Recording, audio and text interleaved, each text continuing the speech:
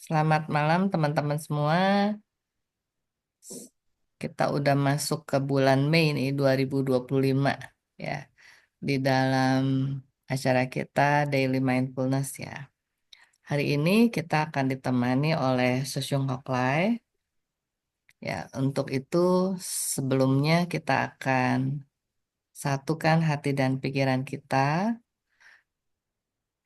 dengan menenangkan diri kita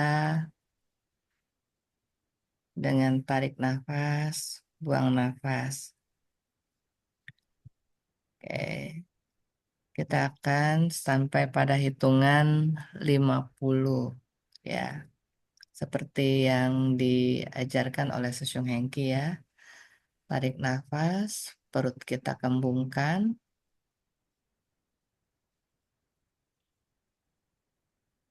buang nafas, perut kita kempiskan.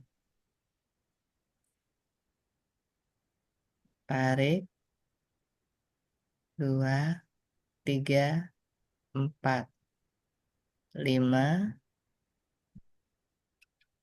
buang, 7, 8, 9, 10.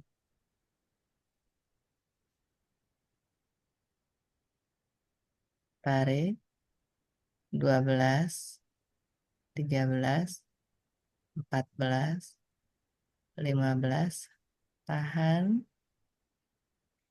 out, 17, 18, 19, 20, tahan, in, 22, 23, 24, 25, tahan, out, 27, 28, 29, 30, tahan, in, 32, 33, 34, 35, tahan, out, 37, 38, 39, 40, tahan, in, 42, 43, 44, 45, tahan, out, 47, 48, 49, 50, in,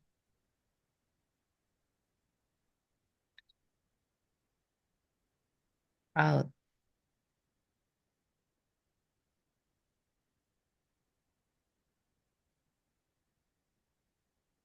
Oke, teman-teman, kita kembali ke layar. Oke, teman-teman, hari ini Susyung Hoklai akan ngobrol-ngobrol bersama kita dengan topik mengendalikan emosi untuk mengatasi penderitaan. Ya, silakan Susyung Hoklai. Ya, selamat malam teman-teman semua. Ada Wong Agustina, ada Shirley, ada Sece Huichen ya, ada Sisung Hema, dan kita berdua ya, Wileng ya. Jadi Oh, oke lah ya, kita bincang-bincang aja lah ya. Kita bincang-bincang mengenai apa tadi judulnya, emosi dan penderitaan, kira-kira begitu ya. mengendalikan emosi. Mengendalikan emosi untuk melepaskan penderitaan ya, Iya, ya. Jadi memang penderitaan ya. Banyak orang di zaman sekarang ini hidupnya katanya sangat menderita, sangat menderita. Ya. Jadi teman-teman di sini ada yang menderita nggak nih malam ini? Ada yang lagi sedang menderita nggak ini? Coba, nggak ada ya? Ya saya yakin nggak ada lah, nggak ada yang menderita Ada lah. Susi.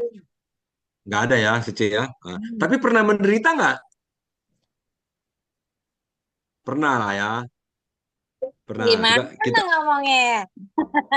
masa nggak pernah? Pasti pernah menderita ya. Waduh, ada Ada lah, kadang-kadang pasti ada. disakitin ya, kadang-kadang diapain gitu ya. Pasti Iya, ada lah ya, pasti ada. Jadi ingat-ingat coba kapan terakhir menderita itu? Kapan terakhir menderita Sece Asien? saya udah lama Udah lama kayaknya sekali. nggak menderita sesium. Aduh, Waduh, kita keren, seputaran keren, dong. keren, Berarti keren. kalau udah lama, berarti sekarang udah enggak lagi. Wah, ini keren dong. Sudah lepas dari penderitaan ya. Iya, sudah menyadari.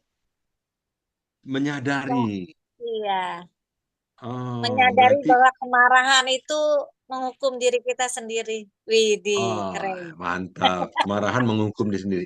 Jadi sudah mengenali kemarahan Nah, belum? Sudah mengenali kemarahannya belum? Eh? sedikit-sedikit sudah memahami diri sendiri saja. Memahami diri Belajar sendiri. juga sih. Iya, Ya. Jadi kalau emosi, kalau kita bicara tentang emosi, ya, emosi itu banyak sekali ya namanya emosi ya. Senang ya emosi juga, benar nggak? Sedih betul. emosi, kesel emosi, marah emosi, ya nggak? Banyak dong emosi ya. Bahagia juga emosi, luapan emosi, kebahagiaan yang meluap. Ya itu juga satu bentuk emosi. Emosi adalah perasaan. Emosi adalah satu apa? Satu rasa yang diungkapkan ya, yang diungkapkan. Jadi namanya emosi. Nah, malam ini kita ada apa? Ada slide dari Warren Buffett ya. Warren Buffett ini seorang ahli ekonom ya sebetulnya ya. Eh, tapi dia juga memang orang yang apa namanya motivator juga kalau nggak salah ya. Nggak tahu deh. Warren Buffett, setahu saya itu dia kan ahli ekonomi ya. Jadi dia Orang tuh kaya lah, orang kaya. orang kaya lah ya. Dia pandai mengelola sahamnya. Ternyata dia bukan pandai mengelola saham aja, dia juga pandai mengelola emosi loh. Nah, kita lihat dia punya teksnya nih. Kita belajar ya, ini teksnya bahasa Inggris Mas ini. Kita Kita belajar belajar nih. supaya kita juga jadi ikut kaya. Ah, belajar ya. Jadi mana nih? Nah, ini dia. Apa? You will continue to suffer if you have an emotional reaction to everything that is said to you. Kenapa ada itemnya nih? Ya. Jadi kamu akan terus menerus menderita kalau kamu memiliki reaksi emosi. Begitu ya si Hileng ya? Ya, Ya, that ya. everything that is said to you yang di apa reaksi emosi kepada segala yang diucapkan kepadamu gitu ya. Jadi mendengar mendengar ucapan orang aja kita bisa emosi loh. Ya, Seci Asien kan di apa namanya di RSCK tuh ya kan paling sering berinteraksi dengan orang. Sering nggak ucapan orang bikin kesel, bikin bete, bikin bad mood gitu? Sering ya? Sering sih, sesium. Ya, nah kalau kalau kita apa reaksinya disertai emosi, ditunggangin emosi, kita akan menderita berkepanjangan. Jadi terus di sini dikatakan lagi true power is sitting back and observing things with logic. Kekuatan yang sesungguhnya adalah apa sih sitting back itu ya? Melihat Observasi setiap kembali, masalah dengan mundur, logika. melihat kembali ya. Oh, sitting back itu melihat kembali ya, Kira-kira diterjemahkan meninjau bebas ya, gitu ya. meninjau dan mengobservasi segala hal dengan logika. Begitu ya. Ya, True power is restraint. Restraint ini saya nggak tahu nih. Kekuatan yang sejati adalah restraint. Apa restraint? restrain. Lupa, lupa cari ini ya. Restraint. Jadi if what control you, that means everyone else can control you. Kalau kata-kata itu bisa mengontrolmu, maka semua orang Restrain bisa mengontrol. mengekang, Hah? mengekang, Mengekang ya. Jadi true power ya, kekuatan yang sejati itu bisa mengekang. Sama mengekang, seperti kita mengendalikan ya kira-kira. mengendalikan emosi. Emosi itu harus dikendalikan seperti kayak kuda liar ya. Dia harus dikendalikan. Jadi kalau kata-kata orang ya membuat bisa mengontrol kamu, artinya mengontrol emosi kamu, membuat emosi kamu marah, membuat kamu menjadi senang, susah, semua hanya karena ucapan orang, berarti kamu tuh mudah dikontrol oleh orang, ya. Dan caranya adalah untuk menghilangkan itu, mengekang atau mengendalikan itu, breathe and allow things to pass. Bernafas, lalu biarkan semuanya berlalu. Tuh, sama kita sedang berlatih mindfulness ini, kita melatih Kembali nafas kita, kembali ke kesadaran ya, Syung ya. kembali ke kesadaran, ya, kembali ke nafas kita. Jadi memang di dalam kehidupan ini eh, kita manusia itu mudah dikendalikan ya oleh kata-kata ya. Jadi kalau ada umpamanya yang terutama yang masih muda-muda tuh ya, kan kalau antara pria dan wanita ya, begitu dikatakan, oh aku cinta kamu, aku sayang kamu, kalau nggak ada kamu, aku lebih baik mati saja. Waduh, yang dengarnya langsung kelepok kelepok kelepok kelepok gitu kan. Nah, emosinya emosinya terbawa dia kan. Nah, tapi sebaliknya kalau dia bilang, sorry ya, aku nggak cinta sama kamu. Kamu jangan cari-cari saya terus dong. Saya sebel sama kamu, tahu nggak? Kamu ngerepotin saya terus. Wah, dia kelepok-kelepok juga, tapi kelepoknya bukan jatuh cinta, kepengen mati dia jadinya. Cintanya ditolak katanya. Nah itu, jadi kata-kata aja bisa membuat seseorang pengen mati. Kata-kata aja bisa seseorang membuat seseorang cinta setengah mati gitu ya. Jadi betul-betul kata-kata itu sangat apa ya? Begitu sepertinya powerful juga ya buat orang-orang yang tidak memiliki true power ini. Nah, orang yang tidak bisa merestrain, tidak bisa mengendalikan emosinya. Menurut si Warren Buffett begitu ya. Dan saya juga setuju. Saya juga setuju karena memang saya juga belajar mencoba bagaimana mengenali emosi, bagaimana mengendalikan emosi. Karena saya juga udah tahu ya, dengan usia saya sekarang yang di 68 tahun, saya tentunya sudah sangat banyak mengalami ya tentang gejolak-gejolak batin jiwa gitu ya, gejolak emosi, baik itu marah, kesel, sebel, ya nggak, iri hati dan lain-lain ya. Semuanya pernah saya alami. Jadi dan ketika saya memegang ya melekati emosi tersebut, saya menderita. Saya nggak happy, ya. Saya nggak happy. Saya menderita. Apalagi kalau mendengar kata-kata yang terus saya pegangin terus kata-katanya. Kenapa kita berteman segitu lama kok dia masih punya apa hati yang demikian terhadap saya? Kenapa dia mencurigai saya melakukan hal-hal yang tidak baik kepadanya ini itu? Oh, kok dia begini gitu. Ah, itu semakin dipikir semakin kesal, semakin kesal semakin menderita. Demikian yang terjadi pada saya ya. Jadi maka itu ketika belajar mengendalikan emosi, belajar kita melepaskan emosi itu, kita hidupnya bisa lebih tenang loh. Ya, demikian ya. Jadi ini kata si Warren Buffett juga demikian nih. Nah, eh, sampai di sini ada teman-teman yang mau sharing atau mau bertanya, Ayo silakan teman-teman. Nah, ini Astri Lili baru join nih. ya, ya yang baru join, tadi kita awali dengan bahwa hidup ini kita banyak menemukan penderitaan. Ya, jadi eh, tentunya mungkin di malam ini tidak ada yang menderita di antara kita, tetapi tentunya juga ada dari teman-teman atau kita semua pernah mengalami penderitaan. Dan terakhir kapan mengalami penderitaan? Ada yang kalau Asian tadi, oh udah lama saya nggak mengalami penderitaan lagi. Hebat dong ya, kita tepuk tangan tuh. Saya nih masih loh, masih sering dilanda penderitaan nih. Penderitaan karena tidak suka ini, tidak suka itu.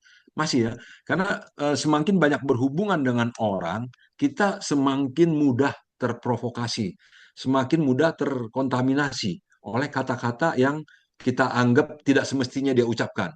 Nah itu. Atau kadang-kadang kita ya kalau soal apa namanya kata-kata yang membuat kasmaran itu mah masih muda dulu lah ya. Kalau sekarang pasti udah nggak ada lagi. Udah nggak ada. Kalau masih muda kan dulu gampang sekali. mendengar kata-kata itu menjadi kasmaran kita ya. Waduh, menjadi jatuh cinta berjuta-juta rasanya katanya ya. Itu kayak lagu aja itu. Demikian. Jadi artinya kata-kata orang mengontrol jiwa kita. Kalau Warren Buffett mengatakan jangan biarkan kata-kata itu mengontrol kita. Jangan biarkan orang punya kata-kata itu membuat kita sedih, membuat kita kesel, membuat kita marah. Ngapain? Biarkan itu berlalu, gitu ya.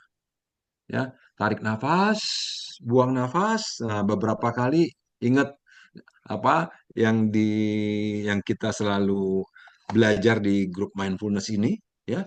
Tarik nafas, masukkan energi yang lebih bersih, yang tadi yang kotor yang ada di dalam dikeluarkan. Keluarkan. Tarik lagi, keluarin lagi. Jadi biar dia batinnya menjadi lebih bersih ya. Seperti itu kan.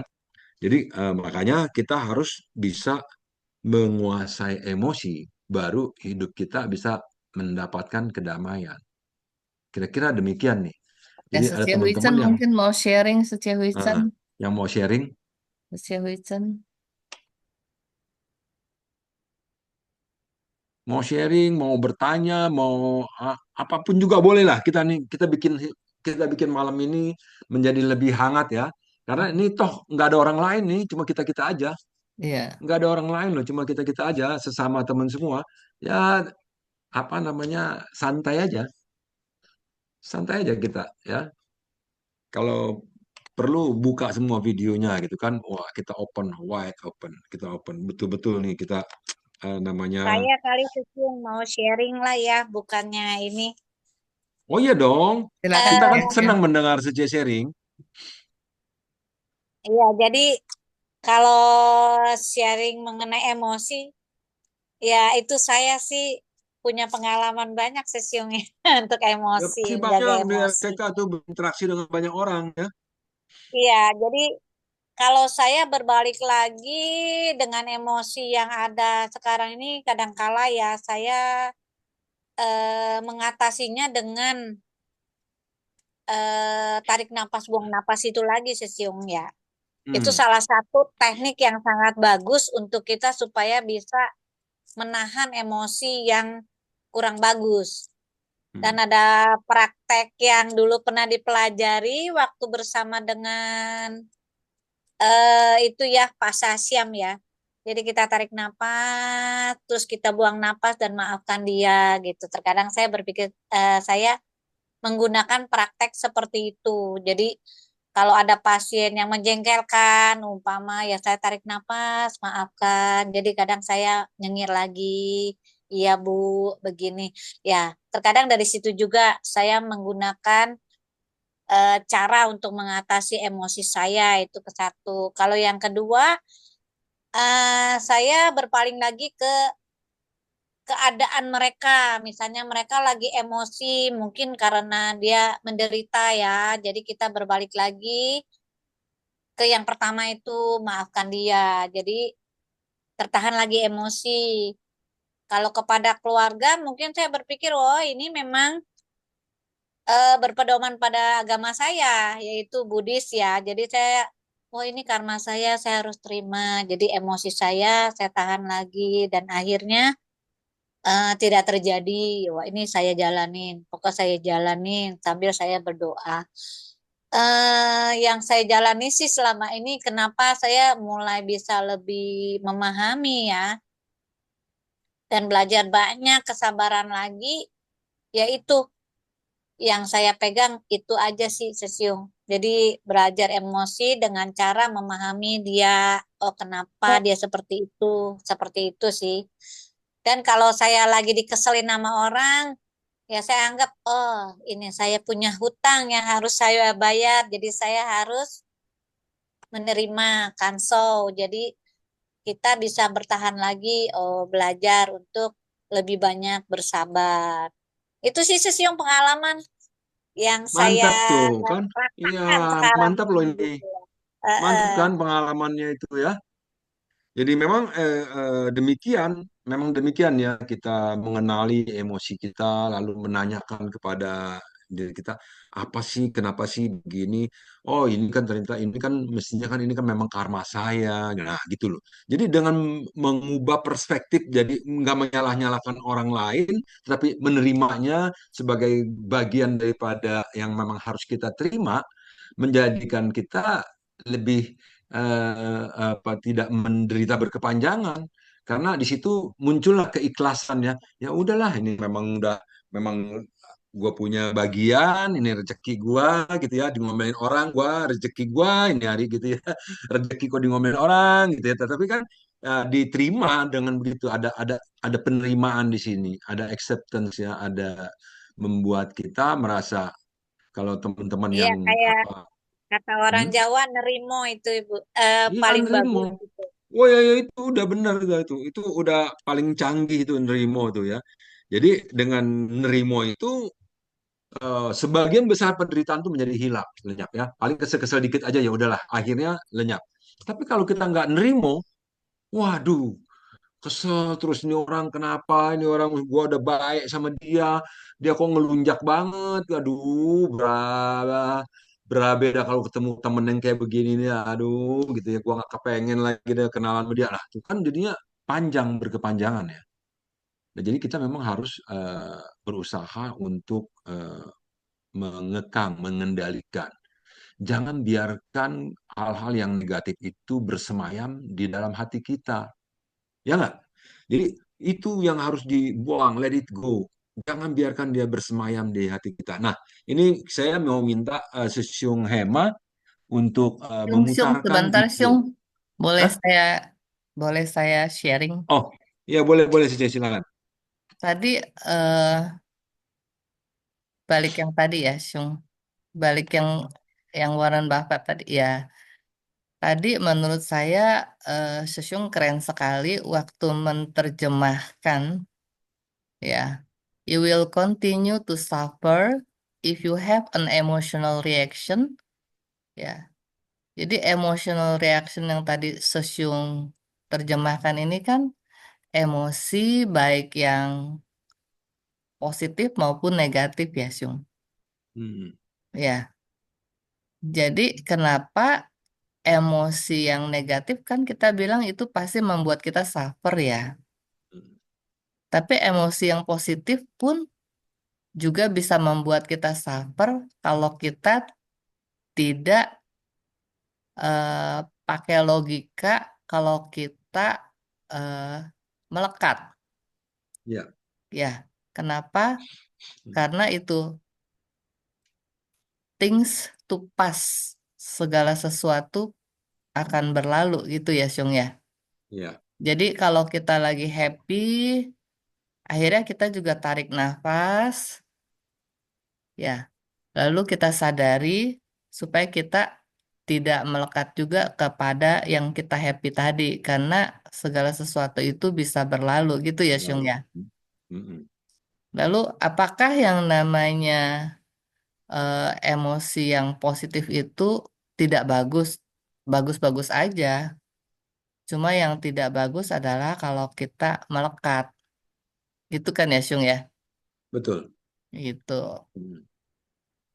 Justru kita mau belajar kan melepas ya, tidak melekat. Iya. Karena kalau Heeh. melekat, ini bagus nih, wah happy banget ya. Aku nggak mau pisah deh. Aduh, kalau pisah sama dia, aduh, hidupku sengsara. Nah, ini kan jadi susah jadinya ya. Jadi yang kesenangan-kesenangan itu dia nggak rela untuk melepaskan kesenangan itu. Padahal segala sesuatu pasti akan berlalu. Tidak ada pesta yang tidak usai katanya. Tidak ada pertemuan tanpa perpisahan. Itu udah kata-katanya udah sering kita kita dengar nih ya. Tapi kalau udah lagi ke apa melanda diri kita, emang gampang katanya. Emang gampang. Orang lagi kesengsem, orang lagi kasmaran, suruh berpisah katanya. Waduh, dunia terbalik-balik deh katanya, gitu. Nah, akhirnya apa? Penderitaan lagi. Jadi bukan bukan apa ini ya, bukan kebahagiaan lagi yang didapat, penderitaan karena kepengen memegangnya berlama-lama. Enggak. Jadi kita mesti belajar dan mengizinkan segala sesuatu itu terjadi dengan secara alami, bahwa ada pertemuan pasti ada perpisahan. Kira-kira gitu ya. Jangan biarkan batin kita terus mengendap hal-hal yang negatif, yang membuat kita terus stres, depresi, ya, nah, itu dibuang. Nah, kita boleh lihat video dulu ya. Nah, ini satu video lagi nih.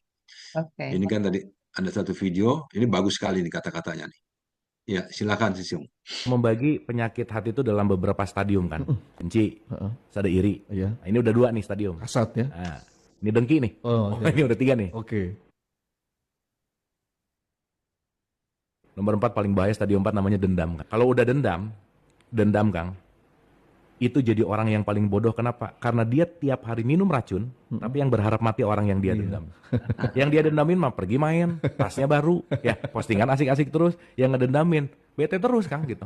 Dan makanya bodoh banget jadi orang dendam. Iya. Dan banyak orang lupa ketika dia melakukan 4 stadium ini, yang pertama dirugikan bukan orang lain tapi dirinya sendiri gitu. Akang benci, saya benci. Nomor 1 yang paling merespon siapa? Tubuh. Iya bener. Marah 5 menit, imun tubuh kita off 6 jam. Gimana? Marah 5 menit, semua kekebalan tubuh mati. Nah, tuh ya. Dengar ya, teman-teman. Kalau kita marah 5 menit aja, imun tubuh kita drop langsung. Mati. Kekebalan tubuh mati. Jadi gampang sakit tuh. Ya, paling pertama sakit hati gitu ya. Sakit hati. Jadi betul-betul ya. Jadi ada 4 hal tadi katanya: benci, iri, dengki, dan dendam. Jangan biarkan itu menggerogoti hati kita. Jangan biarkan itu dia bersemayam. Karena itu racun. Racun.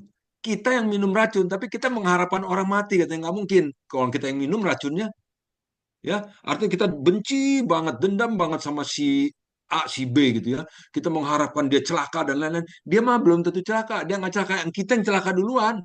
Karena hati kita sakit. Waduh, ini stres, itu stres. Waduh, apalagi kalau sambil mikirin kita sambil mengendarai motor atau mobil. Nah, itu yang sering pada kecelakaan. Nah, repot gak? Amit-amit deh ya, kita jangan sampai ada yang begitu tuh. Jadi betul-betul itu yang kita digerogoti oleh dendam dan benci, dengki, iri. Sehingga menguasai batin kita, menguasai perasaan kita. Jadi berkecamuk, nggak keruanan. Wah, jadi orang bilang bete gitu ya, bad mood. Terus apa namanya segala-galanya nah, apa gabut, bukan gabut ya, itu apa namanya? Nggak tahu lah ya, pokoknya istilah anak muda sekarang banyak tuh. Macem-macem pokoknya. Artinya karena tidak mampunya kita mendeteksi emosi lalu mengendalikannya. Jadi awareness-nya, kewaspadaannya drop karena dikuasai. Jadi yang mengambil alih perasaan dan pikiran kita yaitu si emosi mengambil alih. Kesadaran kita, kewaspadaan kita itu tersingkirkan, nggak muncul saat itu. Jadi kita harus berusaha menghadirkan si kesadaran ini. Tarik nafas, kembali kepada saat ini. Masuk yang bersih, keluar yang kotor. Nah, demikian terus dia diulang beberapa kali sampai hatinya lebih tenang. Nah, berarti ketika kita mulai menjadi lebih tenang, berarti si kesadaran mulai mengambil alih lagi, mengambil alih perasaan dan pikiran kita. Jadi ini makanya kita harus terus belajar, ya belajar setiap hari, setiap saat kita mesti mencoba untuk mengamati emosi kita. Sekarang ini emosi saya lagi dalam kondisi apa nih? Gitu. Emosi senang, emosi sedih, emosi lain-lain. Nah, teman-teman, saya pernah banyak kali mendengarkan para creator, para seniman menggunakan emosi untuk berkarya. Nah, ini ya, jadi emosi itu sebetulnya dia Netral. adalah sesuatu yang netral ya sebetulnya. Tapi bagaimana cara kita memainkan si emosi itu yang bisa membuat kita menjadi negatif atau positif? Kita kita lagi loh yang punya peran. Jadi kalau para kreator itu ketika bersedih, ya, ketika bersedih dia mengambil gitar, dia memetik gitar, lalu dia nyanyikan lagu sedih. Lagu sedihnya dengan penuh perasaan, dia tumpahkan ke dalam musik. Lalu musiknya laku. Muncullah namanya Chrisye. Wah, Chrisye. Lagunya Chrisye apa dulu ya? Eh, lagu Chrisye masih ingat gak Seceh Wileng? Lilin Lagunya kecil, Chrisye. lilin kecil ya. Lilin-lilin kecil tuh, ya kan? Tak selamanya mendung itu kelabu. Dia lagi kelabu hatinya tuh, mendung gitu. Kayak dia nyanyiin. Tahu dapat duit ya jadinya. Nah, itu artinya emosi yang dia kuasain bisa diarahkan untuk yang positif. Sama pelukis juga. Lagi marah, lagi kesel. Dia ambil cat, dia ambil kuas. Wah, dia lempar-lempar tuh cat di kanvasnya. Trak trak trak trak trak. Wah, jadilah lukisan bergaya Avandi. Jual 2 miliar. Tuh, kan? Jadi emosi yang kalau bisa kita kuasai, bisa kita arahkan, bisa kita kendalikan, dia juga bisa tetap menjadi yang tadinya katanya tidak positif, bisa jadi positif. Kita bisa merubah yang negatif bisa menjadi positif. Kalau kita memiliki kemampuannya. Dan kemampuan itu harus dilatih tentunya. Harus dibina terus day by day, ya, hour by hour gitu. Jadi setiap hari dan setiap jam, ya, minute by minute loh, setiap menit, second by second, setiap detik bahkan seperti itu. Jadi teman-teman, jangan menyalahkan emosinya, ya. Kalau sedih, aduh kenapa sih gue orangnya sedih dulu, kesel, kenapa sih gue sih orangnya sedih, tenang aja. Oh kesel datang nih, oh ini sih kesel namanya, oh kesel, oke. Kenapa sih gue kesel? Oh gue nggak senang nih ngelihat dia gitu-gitu tuh. Ah ya udahlah, dia nih berarti kalau tadi jalinan jodoh karma kata Asien ya. Tapi kalau yang nggak Buddhis gimana? Kristen, oh ya Tuhan mengutus dia untuk mencobai gue nih, yang nggak gue pengen lulus dah.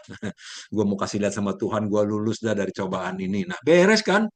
Luluslah kita. Nah, jadi tidak memegang apa namanya lama-lama, ya, emosi yang namanya benci, dengki, iri. Jangan lama-lama dipegang karena itu racun, ya. Capek, Jadi capek. capek, benar-benar capek banget, capek. Apalagi kita udah punya pengalaman nih. Kalau yang udah punya pengalaman, capek deh, capek deh. Jangan dipegang lagi. Biarkan, let it go. Biarkan itu berlalu, ya enggak? Demikian. Nah, sampai di sini lagi. Ayo teman-teman yang mau ngobrol, Saya mau Sesiung, ya, Cece Astri, Bu Astri ya, gimana? ya kalau saya sih pengalaman saya ya, kalau saya kan di agama saya Kristen ya, jadi Ya, eh, saya tuh harus mengampuni gitu ya. ya, Jadi kalau misalnya ada orang yang bikin kesel gitu apa, tentu pasti semua orang kan emosi ya, emosi semuanya gitu. Tapi mm, kita harus cara yang benar juga yang diajarkan dari mindful itu yang nomor satu pasti tarik nafas dulu. Tarik nafas, kita harus mengendalikan emosi kita. Nah, terus kita berdiam diri, berdoa gitu kan. Terus jadi kita harus melepaskan pengampunan gitu. Karena kalau di ajaran saya itu kan kita harus mengasihi musuh kita gitu ya. Jadi kita harus melepaskan pengampunan buat musuh-musuh kita, kasihi musuhmu gitu ya. Dan juga bersyukur gitu. Karena uh, ini bersyukur ya, gratitude is the healthiest of all human emotion. Nah, saya ada baca sesuatu yang itu waktu itu ya. Jadi itu benar sih. Maksudnya apa dengan bersyukur kita akan emosi kita bisa terkendali gitu ya. Kita melepaskan pengampunan gitu kan. Jadi mengasihi musuh kita. Jadi apa kita jadi nggak meledak-ledak lagi gitu. Maksudnya kita bisa mengendalikan emosi kita. Memang kalau pertama pertama maksudnya kita ada orang misalnya yang membuat kita kesel atau apa pasti kan pertama ingin meledak gitu emosinya gitu ya. Tapi dengan kita tarik nafas itu udah bisa untuk mengendalikan diri gitu. Itu aja Susyung. ya, ya, mantap ya, Cece, Bu Astri ya. Jadi mengampuni ini memang sangat penting itu mengampuni. Ya, jadi kalau kita bisa mengampuni, punya hati yang penuh dengan pengampunan, tentunya kita akan menjadi lebih damai. Jadi orang-orang yang bersalah pada kita ampuni, kita maklumi, kita mentolerir, oh dia juga manusia, dia mungkin dia lagi dalam kondisi yang tidak baik, ya, dia mungkin lagi kesel, lagi gimana, sehingga kata-katanya bisa tanpa terasa membuat kata-kata yang tidak sepantas dan lain-lain. Jadi kita mengerti dia, mengerti. Jadi mengerti juga si emosi-emosi yang ada di dia. Kita ngerti emosi itu. Kita pahami dia lagi emosi. Jangan sampai emosinya itu menular kepada kita. Jadi ketika kita mengampuni, artinya sama juga dengan kita udah menolak tuh emosi. Udah diampunin aja. Dan apa namanya, kembali bersyukur ya bahwa kita eh, masih punya apa namanya eh, sahabat ya yang seperti ini. Jadi jangan sampai sahabat ini gara-gara kita nggak mau mengampuni dia, kita menjadi kehilangan seorang sahabat. Nggak apa-apa. Kita harus selalu mensyukuri bahwa dia sahabat kita. Dia mungkin lagi bete, kita tinggalkan dulu. Besok-besok baru kita apa namanya jumpa lagi. Dengan demikian kita tidak akan membuat permusuhan dan kita tidak akan terprosok, tidak akan terlalu ke dalam penderitaan. Ya, karena apalagi kalau di dalam Kristen dikatakan kalau kita ditampar pipi yang kiri, kasih lagi yang kanan. Ini bukannya betul-betul kasih yang kanan gitu, bukan ya. Artinya ketika orang-orang itu melakukan sesuatu yang menyakitkan kita, ya, kita udah siap bahkan untuk disakiti lebih lagi pun siap gitu loh. Karena kita memiliki pengampunan, kita memiliki pemaafan, kita memiliki hati yang besar. Ya, hati yang besar tuh hati ilahi loh, itu hati ilahi yang besar, yang luas, tak terbatas, cinta yang tak terbatas, unconditional love, cinta yang tidak apa ter, ter, ter kondisi, ya, yang tidak yang memerlukan kalau lu cinta gua baru lebih cinta dari lu lagi, ya, bukan cinta yang begituan ya. Aku cinta kamu meskipun kamu tidak mencintai aku, kamu tidak balas kamu tidak masalah. Aku mencintaimu. Itu betul-betul cinta yang besar. Jadi seperti Tuhan yang mencintai umatnya, Tuhan yang mencintai anak-anaknya, kan begitu ya. Bahkan Tuhan mencintai orang yang menyakitinya. Ketika Tuhan disakiti di Bukit Golgota, dirajam, dipantek, ditusuk, dipakaikan mahkota duri, disalib di Bukit Golgota, Tuhan memintakan ampun buat mereka. Ya Bapa, ampunilah mereka karena mereka tidak tahu apa yang mereka perbuat. Nah, ini kan ya pengampunan yang luar biasa loh. Ya, jadi itu Tuhan memang sudah memberi contoh. Jadi kita juga harusnya juga mencontoh sifat-sifat yang demikian ya. Jadi kita terus memberikan hal-hal yang baik. Apa yang katanya? Balaslah kejahatan dengan kebaikan. Nah, itu dia. Balas kejahatan kebaikan. Jadi orang-orang yang jahat kepada kita jangan dibalas kejahatan karena kita kan nggak mau jadi orang jahat. Kita maunya jadi orang baik. Jadi kita lakukannya selalu baik. Orang jahat sama kita lakukan baik. Orang ngomongnya jahat sama kita ngomongnya baik. Ya, orang ngomong jahat, kita doakan dia. Ya, semoga kamu bisa cepat insaf. Ya, semoga kamu bisa menemukan kedamaian di hati kamu. Oh, kita doakan lagi. Ya, itu kan namanya kebaikan ya. Bukan yang begitu dia macam, semoga mulut lu nanti besok keselomot apa gitu ya.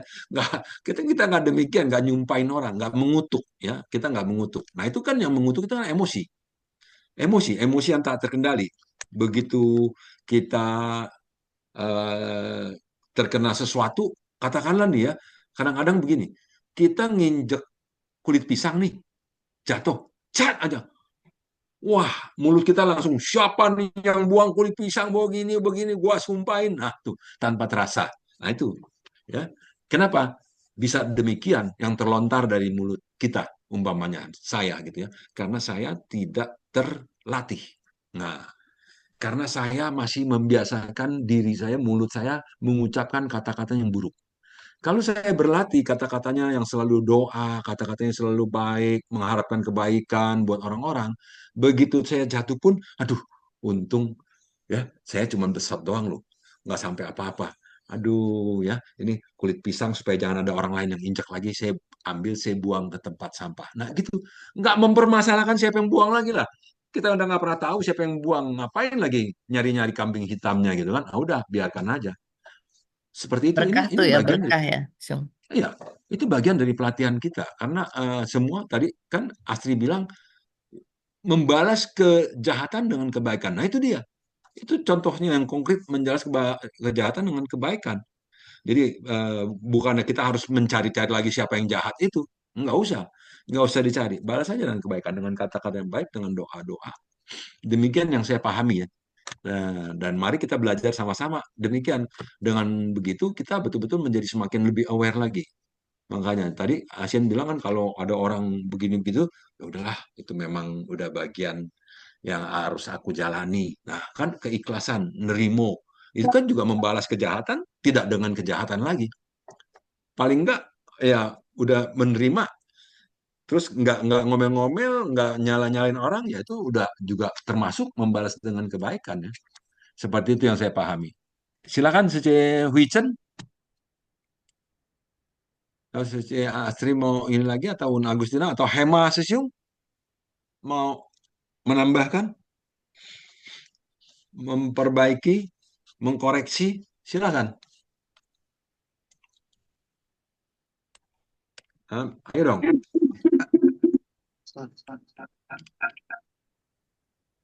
Ya, jadi kita sama-sama belajar melepas ya, melepaskan itu.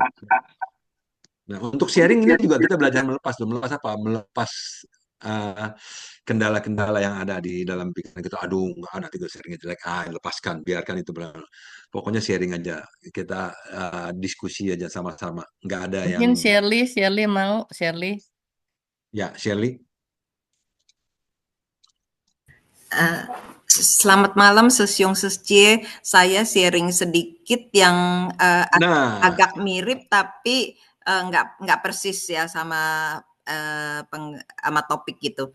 Jadi kemarin saya menemani seorang teman ke lapas. Yang teman saya itu memberikan presentasi tentang kesehatan karena teman saya dokter gitu.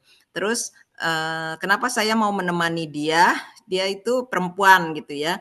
Terus sebelumnya saya pernah dengar dari teman yang lain yang waktu itu kelihatan kondisinya sakit sehingga dia waktu ngomong napasnya seperti ngos-ngosan. Terus dia cerita tanpa ditanya, dia cerita dia merasa kurang sehat karena dia habis ke lapas dalam kondisi yang enggak terlalu fit maksudnya gitu. Terus dia terpengaruh. Jadi kayak sampai seperti sesak napas gitu. Jadi saya membayangkan, saya belum pernah masuk lapas, saya membayangkan di sana suasananya sangar. Jadi saya merasa saya perlu membantu teman saya ini yang perempuan supaya punya aura kita berdua jadi cukup lumayan kuat gitu menghadapi di sana auranya mungkin kayak hitam, negatif, keras gitu. Tapi waktu saya masuk ke sana pintunya berliku-liku ya. Terus disambut mereka berseragam gitu karena di sana memang dibangunkan wihara dari dibangunkan ya wihara kecil dari wihara kita, wihara Dhammacakka bangunkan. Terus saya pikir ini yang nyambut saya apakah juga relawan yang sedang bertugas, ternyata mereka itu tahanan lapas gitu, tapi ada pakai seragam wihara karena wajahnya itu wajahnya tuh cerah gitu, cerah. Jadi seperti kita kalau lagi jadi relawan ya, Sesyong ya, kan kita penuh senyum, bahagia karena kita sedang berbuat baik. Seperti itu gitu. Terus ceria kayak kita sedang menjadi relawan lah gitu. Terus setelah acara berlangsung kita nggak langsung pulang, ada sempat teman saya nih nanya-nanya. Kalau saya nggak mau nanya-nanya, takut mengorek orang gitu ya. Teman saya ya ada nanya-nanya mereka kenapa, kasus apa. Ternyata ada salah satu dari mereka itu yang pernah sepertinya mau divonis hukuman mati, tapi akhirnya berubah jadi hukuman seumur hidup. Dalam kondisi itu dia bisa tampil tenang, bahagia gitu. Terus dia mempraktikkan meditasi. Ya dia terus dia ada sempat saya dengar ya, dia itu saat kira-kira dengar-dengar dia akan dihukum mati. Dia udah siap nanti kalau dihukum mati mau mendonorkan seperti yang Master Sengien ajarkan ya, mendonorkan anggota tubuhnya. Terus seandainya dia nggak dihukum mati, maka dia akan ngapain gitu ya. Seperti itu dia hidup dengan bermeditasi, melakukan kegiatan gitu. Memang lapasnya nggak seperti yang saya dengar dulu serem di sana ada ini itu gitu ya.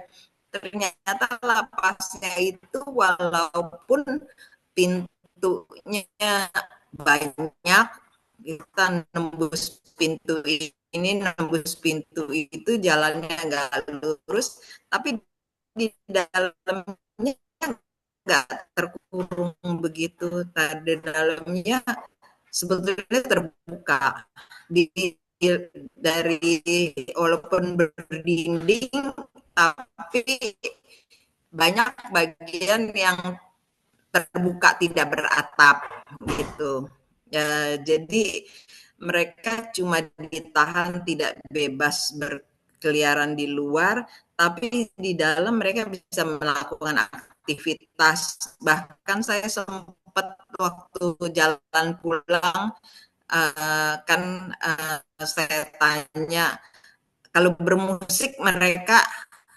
boleh gitu, boleh ada. Terus dia tunjuk lorong ini ruang musiknya. Jadi ada ruang untuk kalau yang mau musik. Tapi waktu kita puja bakti khusus untuk umat Buddha di wihara itu yang hadir dikit, padahal sebetulnya umat Buddha itu banyak gitu. Katanya sebagian itu ada yang diam di kamar aja gitu. Jadi pilihan ya. Ada yang mau selama ditahan lama mereka mau beraktivitas ini itu yang dimungkinkan, tapi ada juga yang memilih berdiam di kamar aja gitu. Kualitas batin tiap orang beda-beda ya. Uh, terus setelah pulang dari situ saya merasa kok bukannya mereka mendapat manfaat dari kunjungan kita nih, tapi lebih banyak lagi saya merasa saya mendapat manfaat setelah berkunjung, karena saya melihat yang tadi si ASEAN bilang menerima itu, penerimaan itulah yang menyebabkan mereka bisa happy dengan wajah kayaknya kayak sedang liburan aja mereka di sana, sedang ikut camping apa gitu, bukan sedang jadi tahanan. Jadi ada teman saya nanya ke salah satu orang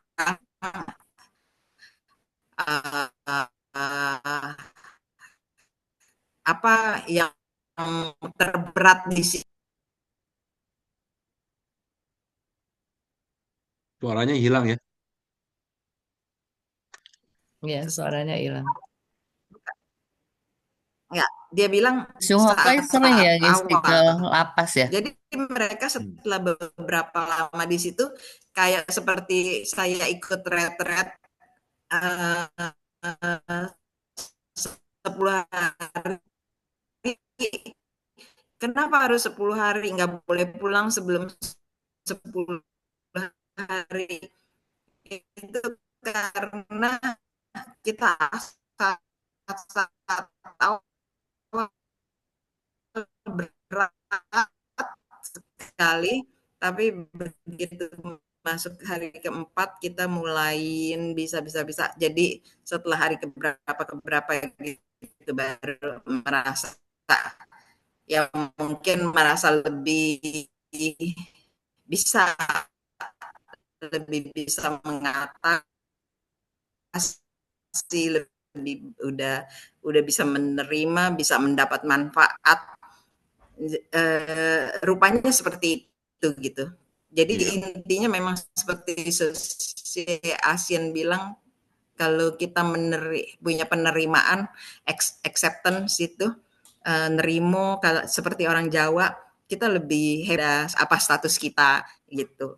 Ya itu aja. Ya, Terima kasih baik. Sesiung. Iya, terima kasih ya sharingnya ya, Shirley ya.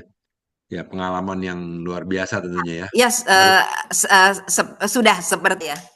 Ya, jadi pengalaman yang luar biasa ya. Jadi mengalami masuk ke dalam penjara, melihat wihara.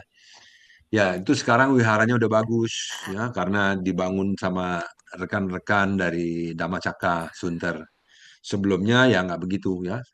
Dan ya eh, yang tadinya dihukum mati yang sekarang jadi seumur hidup namanya Teja ya.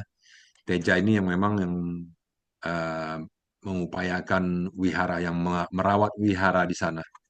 Jadi Teja ini yang luar biasa memang dia dibimbing sama Bante Gunasiri dalam hal meditasinya. Begitu ya, saya juga berapa kali pergi ke sana ya. Ya sering lah, bukan berapa kali lagi, udah sering lah ke sana. Jadi sama Teja tuh kenal baik lah, sama beberapa orang kenal baik. Yang lain udah pada gonta-ganti, Teja masih di situ terus ya. Seperti itu. Ya, besok juga saya mau penjara nih, besok penjara Pondok Bambu, penjara wanita. Ya, jadi di Pondok Bambu. Jadi besok ada 2 sesi malah, rutannya dan lapasnya. Dua-duanya di Pondok Bambu. Kapan-kapan kalau si Cewileng mau ngerasain masuk ke penjara, mau ngeliat penjara juga boleh. Udah pernah sih, Syung, Udah ya? sama Suci Yanti dulu. Yang di mana? Eh, lupa ya di mana ya waktu itu. Oh, sama Yanti yang Ratu Ratu Lapas ini juga. Iya, Oh iya ya. Ya, ya mungkin ya di Tangerang barangkali, apa di ya kesannya juga Cipinang atau di seperti yang, Salembah ya. iya kesannya juga seperti yang Shirley bilang ya, nggak Hmm. nyeremin gitu. Ya enggak lah. Mm-mm. Enggak nyeremin. Tapi memang kalau cerita-cerita yang tentang penjara ya tentunya waktu mereka para orang yang baru-baru masuk itu memang sedih banget lah, susah. Ya di penjara semuanya juga duit, duit, duit, duit, duit. Nggak ada duit menderita banget. Ya, jadi semuanya harus pakai duit. Mau Dulu pakai atau sampai bantal, sekarang, Syung? ya Dulu atau sampai sekarang? sekarang juga masih. Oh, sekarang Kita mau juga. pakai kipas angin aja, mau beli kipas angin harus masuknya harus minta izin dan harus pakai duit. Pakai duit semua saja, semua duit, semua duit. Nggak ada Jadi duit. bangun wihara di situ satu perjuangan dong ya. Oh, perjuangan juga itu. Ya, perjuangan juga itu. Dan itu apa namanya ya, ya prosesnya cukup lama itu untuk mendapat izin dari kalapasnya itu. Dan si Teja ini kebetulan dia orang yang bisa sound system. Dia kokonya kan dagang elektronik tuh ya. Dia juga punya kemampuan kotak-katik elektronik juga sama. Jadi dia yang kalau ada kegiatan apa-apa, sound systemnya dia yang operate gitu. Jadi akhirnya Kalapas itu biasanya cukup apa namanya cukup Baik. senang sama dia ini gitu ya, karena kepake gitu. Dan akhirnya jadi untuk mengupayakan supaya dari hukuman mati ke umur hidup itu Kalapasnya juga membantu sih. Berperan ya. Iya, ya Tapi hoki dia juga lah. yang saya apa eh, tanda tanya kenapa Shirley bilang temennya yang dokter ke sono sampai sakit ya? Bukan sampai sakit, memang dokter itu lagi keadaan yang kurang sehat gitu loh. Bukan. Yang sebelumnya cerita itu teman lain, bukan dokter. Jadi ada teman lain berkunjung, terus dia sebelum saya ke sana, dia cerita, dia ini sakit nih, nanti kalau ke lapas gitu, kondisinya harus fit, kalau kurang fit jangan pergi ke lapas, nanti Emang bisa kayak temennya udah lama, maksudnya dari udah lama sekali pergi atau belakangan ini baru pergi? kayaknya itu sering ya, temen yang itu sering. Nah, temen yang dokter ini dulu sekali pernah, sekarang ini dia mau pergi lagi. Ini perempuan lain lagi dia. Dia nggak tahu, cuman saya pikir saya nemenin dia lah, nanti dia kasihan gitu kalau kaget atau apa jadi lemah. Dia minta ditemenin, bukan saya yang nawarin diri. Dia minta ditemenin, terus saya keinget nih, waktu itu belum lama, kebetulan sedang ada temen bilang eh, bisa bisa sakit gitu, kayak semacam orang kalau pergi ke kuburan atau ke apa gitu. Tapi eh, apa Ternyata jadi nggak demikian ya. enggak demikian. Nah, itu padahal yang ngomong itu yang sering pergi, yang Ya, bilang bisa. makanya agak-agak bingung juga. Mm-mm. Soalnya yang pada pergi Ya ada yang itu sih rutin. Hmm. sama aja kayak kita naik busway gitu ya. Kalau naik busway hati-hati loh, banyak penyakit di busway gitu loh. Ya sama di sana ya ada orang-orang sakit bisa aja tertular gitu kan. Ya baik-baik aja. Sebetulnya bukannya artinya lapas itu sumber penyakit, enggak lah. Saya berpuluhan kali udah ke lapas sana itu enggak sakit karena di sana sih. Dulu saya setiap minggu sih, memang udah rutin waktunya jadwalnya. Waktu lagi rajin-rajinnya tuh setiap minggu loh. Ya, setiap minggu ke sana. Jadi kadang-kadang ada seminggu 2 kali gitu ke sana tuh. Karena saya nganterin orang, bukan saya sendiri gitu, saya nganterin orang juga gitu. Jadi sering lah bolak-balik ke sana. Oke, kita lanjut lagi Ya, mengenai yaitu ya emosi emosi dan penderitaan. penderitaan. Jadi kalau kalau kita bisa mengelola emosi, kita bisa mengendalikan emosi, tentunya penderitaan itu semakin berkurang ya. Karena kita sudah mampu mengendalikan emosi. Banyak hal yang apa? Karena kita tidak bisa mengendalikan emosi, kita bertambah berat penderitaan. Nah, seperti itu. Jadi makanya dalam keseharian ini ya janganlah kita biarkan emosi itu menguasai diri. Ya, jadi kita harus mengendalikannya. Kira-kira begitu ya, Cik Huling. Ya, Hmm. Ada lagi, teman-teman?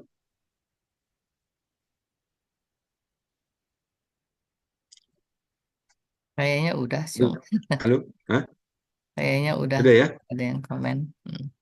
Oke, ya udah. Kalau memang gitu ya, mari kita terus berusaha untuk menguasai emosi supaya kita terus bisa apa namanya mengundang kedamaian untuk terus bersemayam di batin kita ya, di pikiran dan perasaan kita. Jadi terus batinnya tenang dan damai gitu. Wah, itu udah mencapai tataran yang luar biasa itu kalau batinnya terus tenang dan damai gitu ya.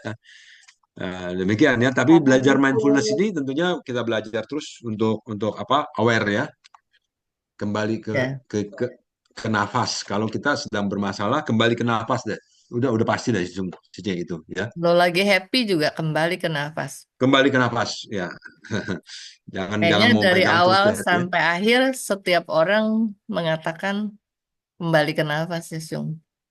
Ya, Jadi bersyukur juga bahwa kita mengenal ajaran ini ya, ya, menjaga betul. kesadaran Ya. dimulai dengan kembali ke nafas. Ya, itu banyak sekali ya apa motivator, filsuf dan lain-lain, Romo, pendeta dan lain-lain juga banyak yang paham bahwa kembali ke nafas itu artinya terus menarik nafas, mengnafas itu adalah satu hal yang sangat membantu kita untuk mengelola emosi. Itu membuang anasir-anasir jahat, membuang apa hal-hal yang negatif dari dalam tubuh, pikiran dan batin kita, menggantikannya dengan yang bersih. Itu udah apa namanya memang sudah apa ya, sudah satu alami, sifat alam seperti kayak gitu. Baik, demikian pertemuan kita malam ini. Semoga kita bisa mengambil manfaat dari bincang-bincang kita. Semoga kita tidak terlalu terus di dalam penderitaan-penderitaan yang begitu banyak macamnya. Oke, saya Ya, kembalikan kepada si Willing. ya, terima kasih Sesyung. Jadi teman-teman jangan lupa ya, dari awal kita join di mindfulness, kita diajari untuk kembali ke nafas. Jadi pada saat kita ketakutan, pada saat kita merasa kita tidak sabar, pada saat kita merasa kita tidak tentram, ya selalu kembali ke nafas. Nah, dari dimulai dari kembali ke nafas, kita akan mengontrol diri kita. Jadi bukan dikontrol, tapi kita akan mampu mengontrol diri kita. Ya, kira-kira gitu ya, Sesungguhnya ya. Iya, betul. Oke, saya kira eh, terima kasih banyak Sesungguhnya untuk hadirnya di malam ini juga dengan teman-teman yang juga sudah hadir. Ya, semoga memberikan manfaat buat kita semua. Sampai jumpa Terima kasih. minggu Sampai depan. jumpa. Dan Ibu, Terima kasih Ellen. semuanya. Dan Selamat Ibu malam. Kanan Ya.